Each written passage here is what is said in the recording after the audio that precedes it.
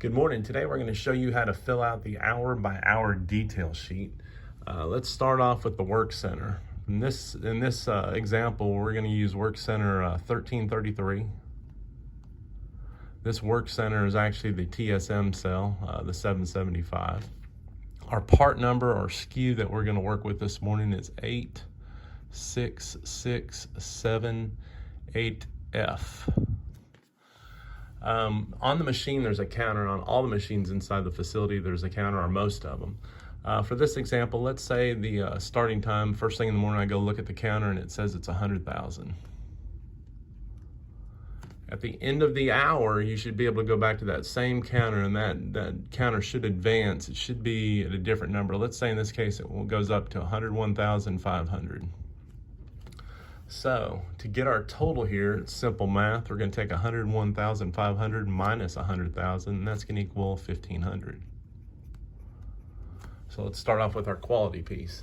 So our production run is the same as this number right here. So basically, production run is how many parts did the machine make in that first hour.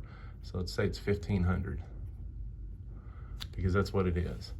And then you've got bad parts that were associated with it. These are non-conforming parts that are not going to be able to be used for our end user or our customer.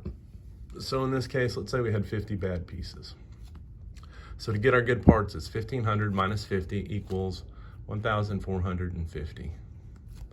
To get our quality score, it's simply 1,450 divided by 1,500. When you multiply that out in your calculator, it's going to give you a number. It should be 0.966666, and it'll end in a 7. So our quality score, if you convert that over to percentage, is 97%. All right, let's look at the delivery piece. So delivery is how much planned production. We have 60 minutes of planned production time. That's what we have in our first hour of work. And all hours of work is 60 minutes. And then there's actions that stop our planned production time. So what those actions are, there might be a changeover, setup, material issue, equipment issue, a labor issue, or maybe a break or a lunch. So for this example, let's say we had 10 minutes in setup and we had 5 minutes worth of material issues. So to get our run time, it's simply 60 minus the 10 minus the 5, which would be 15 minutes total. So 60 minus 15 equals 45. So how do we get our delivery score? Well, it's pretty easy. It's 45 divided by 60. This 60 is coming from the 60 minutes. The 45 is less the time that we had to stop. So that gives us a score of a 0.75. So our delivery is 75%. Moving on to productivity, our target run. For this piece of equipment, we should be able to run 1,800 pieces every hour. Okay? In order to get our ideal cycle time, it's a simple calculation. It's 60 divided by 1,800. And that's going to give us a number 0.033, and it's going to go on forever. Our good parts comes from right here, 1,450. So for our productivity score, it's a little more complex, but it's not bad. It's going to be 0.033 times 1,450.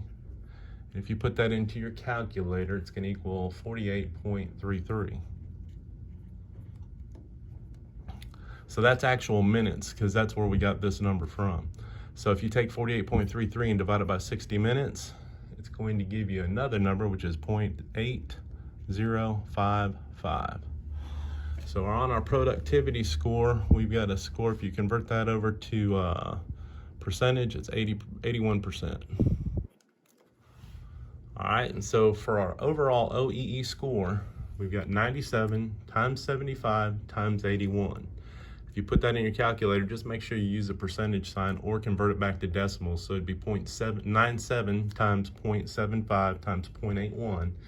It's going to give you an OEE score of 58%. Now 58 sounds low, but if you come right down here to the bottom, world class is 85%. Our typical is 60%.